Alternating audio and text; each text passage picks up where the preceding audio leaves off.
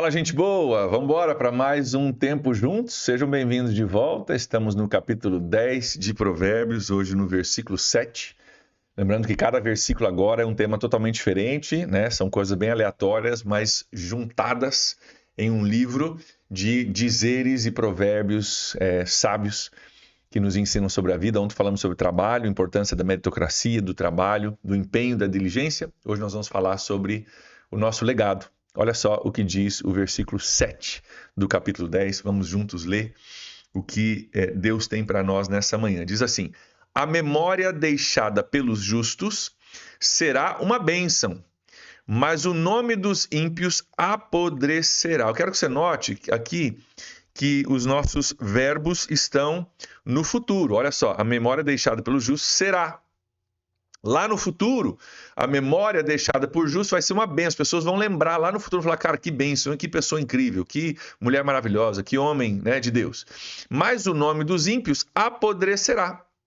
Então nós estamos falando aqui de algo para o futuro, falando de um legado aqui e daquilo que é lembrado a respeito de nós. A memória deixada pelos justos. Eu vou, mas eu deixo uma memória.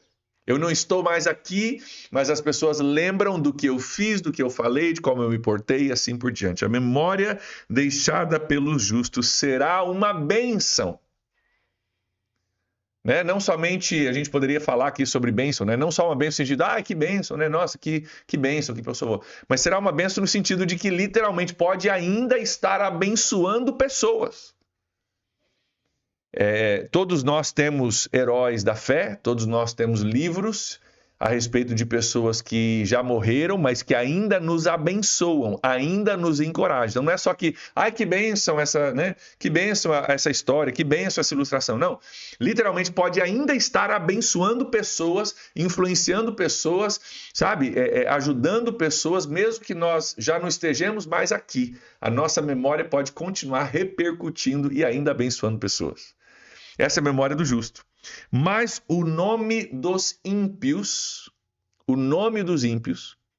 a lembrança, né? O nome poderia ser a lembrança, o histórico, né? A lembrança dos ímpios apodrecerá. Mais uma vez, estamos lidando com um contraste aqui, assim como ontem nós falamos sobre as mãos diligentes e as mãos preguiçosas, né? É um contraste que nos ensina muita coisa a respeito do nosso legado, daquilo que a gente deixa para trás. Eu quero refletir contigo sobre alguns legados, um deles um legado muito bíblico, outro já um legado mais histórico, mais próximo da nossa história aqui. E a partir dessa reflexão, então, nos encorajar a pensarmos, né, um pouco mais a longo prazo a respeito do legado que a gente quer deixar. Parte legal da sabedoria, né, uma das partes legais da sabedoria, é que a sabedoria ela está sempre nos encorajando a refletir, a pensar e a tomar melhores decisões. Uma das coisas que nos ajuda a refletir e tomar melhores decisões é exatamente a gente pensar em qual legado que eu quero deixar. Porque às vezes a vida ela nos força, ela nos comprime de tal forma e a gente, às vezes, não dá conta de pensar em muito mais do que o dia de hoje, né? Todos nós temos dias assim. Mas se nós queremos ter sucesso na vida e sermos instruídos pela sabedoria, nós precisamos pensar a longo prazo. Porque talvez tem coisas que eu gostaria de fazer hoje, mas que a sabedoria diria para mim que não vai valer a pena a longo prazo. E talvez tem coisas que eu não gostaria de fazer hoje. Não gostaria, mas que a sabedoria diria para mim: faça isso hoje porque a longo prazo vai valer a pena, né? Nós somos chamados não para simplesmente satisfazer os nossos desejos passageiros, né? As nossas vontades carnais e vontades passageiras, vontades egoístas, né? Nós estamos aqui chamados e convidados pela sabedoria para construir um legado que continua abençoando a vida de pessoas mesmo depois que a gente não estiver aqui. Eu quero ler contigo um pouquinho de um texto bíblico que conecta essa história de legado com exemplos que a gente ama e que a gente conhece e que ainda nos abençoam hoje. O livro de Hebreus, na sua Bíblia, no Novo Testamento, ele relata a vida e a história de alguns homens e mulheres da Bíblia que são pessoas significativas para todos nós, e que ainda nos abençoam. O livro de Hebreus, no capítulo 11, fala sobre alguns exemplos de fé. E, na verdade, o livro de Hebreus é meio que fosse o hall da fama, né, de homens e mulheres de fé na Bíblia. Eu quero ler contigo um pouquinho do texto aqui, Hebreus capítulo 11, só para você pegar um pouquinho do que está dizendo aqui. Olha só.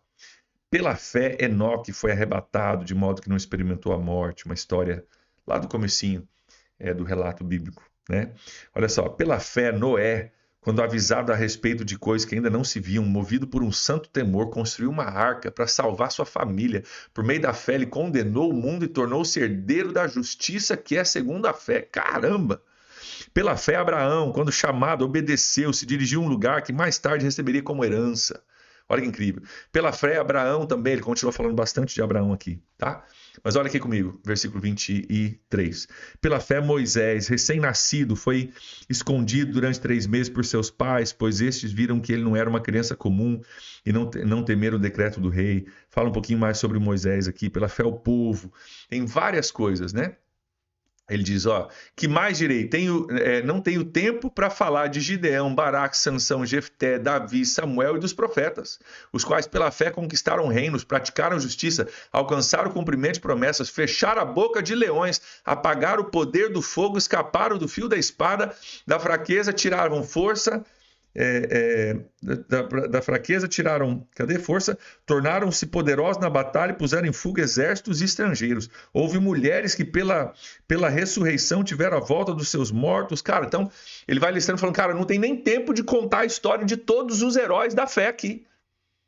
Ele foca naqueles principais, né? Moisés, Abraão, os mais significativos ali na história do povo de Israel. Mas ele fala, cara, tem um monte de homens e mulheres que valeria a pena contar a história, né?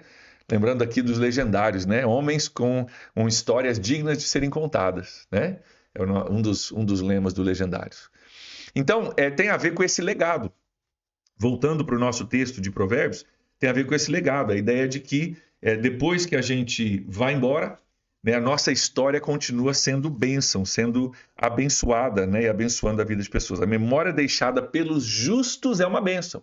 Então a gente olha para Abraão, a gente olha para Moisés, para Jefté, para Davi, para as mulheres que, né, da Bíblia, Esther e assim por diante, Ruth, Noemi, cara, histórias incríveis, né, que continuam abençoando, inspirando, sendo temas de sermão e assim por diante. A memória de um justo é uma bênção, será uma bênção. Mas o nome dos ímpios apodrecerá. Eu queria falar contigo um pouquinho sobre essa memória dos ímpios, né, que apodrece. Vou citar um exemplo um pouco mais recente da nossa história e vou citar ele de forma simbólica aqui, sem falar o nome, porque tal é o problema do legado dele, que algoritmos que fiscalizam o conteúdo do YouTube, que é a plataforma que a gente está usando, estão programadas para ouvir o nome dele e possivelmente cancelar canais que falem muito o nome dele. Então, olha só como... Nem falei o nome do cara ainda, nem vou te contar a história, que ainda vem uma história aí, mas você já entende que esse provérbio está se cumprindo. O nome dos ímpios apodrecerá. Tem um cara que você vai saber quem é, mas que se eu falar o nome dele aqui muitas vezes, corre o risco do nosso canal ser penalizado. E se eu continuar a falar o nome dele, o nosso canal pode ser desligado, fechado, cancelado. Esse homem foi um líder militar e político da história recente, década de 40, na Alemanha, Segunda Guerra Mundial. E esse homem, então, se tornou famoso pelas suas atrocidades cometidas contra uma determinada faixa da população, né, que ele era desgostoso dessa galera. E esse homem se tornou um líder famoso, de fato era um líder, né? Não dá para tirar o fato de que ele era um líder, mas usou a sua capacidade de liderança para produzir o mal. E na Segunda Guerra Mundial se tornou muito, muito famoso e graças a Deus não obteve a vitória que ele queria, que era conquistar, na verdade, todo mundo, toda a terra. Esse homem, eu não posso falar o nome dele, como já te falei, mas deixa eu contar para você uma história sobre a casa desse homem.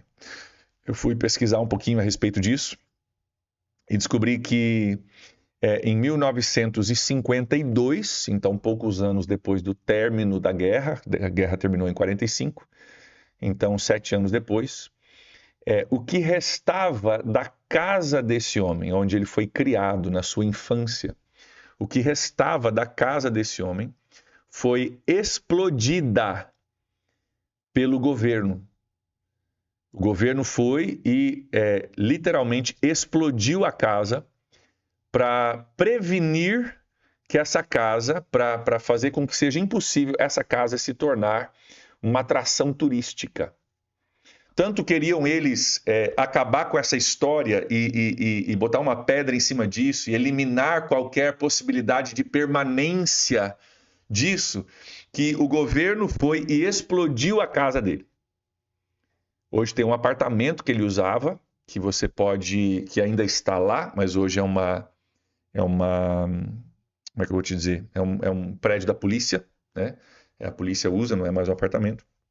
Mas o nome desse homem não pode ser dito e a casa dele foi intencionalmente explodida para que pessoas não pudessem ir para lá e lembrar da história desse homem. Vamos voltar para Provérbios capítulo 10, versículo 7? Olha só o que diz aqui o nosso texto. A memória deixada pelos justos, Davi, Noé, Abraão, Esther, será uma bênção. Vai inspirar futuras gerações. Mas o nome dos ímpios apodrecerá. O nome dos ímpios, se for necessário, chegam a implodir a casa para que ninguém se lembre da história deles. Claro que a gente precisa lembrar, de certa forma, no sentido de lembrar para não permitir que aconteça novamente, né? Mas a lembrança é uma lembrança dolorosa e o nome que literalmente apodreceu por causa das suas ações. Queridos, que a sua vida e a minha vida sejam vividas de tal forma que, quando a gente não estiver mais aqui, as próximas gerações possam se inspirar em nós. Assim como acontece com Hebreus capítulo 11, Davi, Abraão, Moisés, Jefté, né?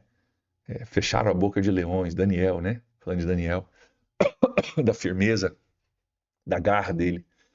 Que a sua vida e a minha vida possam refletir isso também. Que a gente possa viver a nossa vida hoje visando e não perdendo, né, o foco do nosso legado no futuro. Que a gente possa, talvez, compreender que talvez tem coisas que Deus não está te dando hoje, que você queria agora, do teu jeito, da tua hora, agora, nesse momento, e Deus faz para mim, e Deus diz não. E talvez para você no momento agora não faz muito sentido, mas Deus está olhando para o seu legado, Deus está olhando para o seu e para o meu futuro. E talvez Deus está dizendo, eu não vou te dar esse presente agora porque você vai se perder com ele. Eu estou trabalhando para você em um legado que depois que você não estiver mais aqui, ainda abençoa a vida de pessoas. A sabedoria nos convida aqui a olhar a longo prazo. Isso é perspectiva, né? O poder da perspectiva é você parar, respirar fundo e olhar a longo prazo. Tem muita coisa que nos incomoda, muita coisa que a gente acha que é hiper mega importante, que se a gente parar, respirar e olhar a longo prazo, nós vamos descobrir que não é tão importante assim. Que Deus nos ajude a construirmos um legado que continua abençoando pessoas depois que a gente já não estiver mais aqui. Amém? Vamos orar por isso? Sobre a sua vida? Você quer isso para a sua vida? Você quer? Se você quer isso, ore junto comigo e vamos pedir que Deus aplique essa sabedoria às nossas vidas. Pai, nós reconhecemos a sabedoria dessas palavras. Reconhecemos que é difícil para nós, nesse mundo acelerado, parar, respirar e olhar a longo prazo. Deus, eu oro que a Tua palavra hoje encontre espaço em nosso coração e que a partir desse espaço encontrado em nosso coração, nós possamos recalcular a rota, onde precisa ser recalculada, nós possamos pensar de forma diferente, refletir, ó Deus, compreender aquilo que o Senhor deseja para nós. Pai, eu oro para que cada um daqueles que está me assistindo agora, Deus, possa viver a sua vida de forma que a sua lembrança abençoe pessoas. Pai, eu oro que a lembrança das nossas vidas continue sendo inspiração para gerações futuras e que nós possamos aprender a viver com isso em mente. Nós oramos assim, gratos e entregando desde já a Ti o nosso dia. Em nome de Jesus oramos. Amém.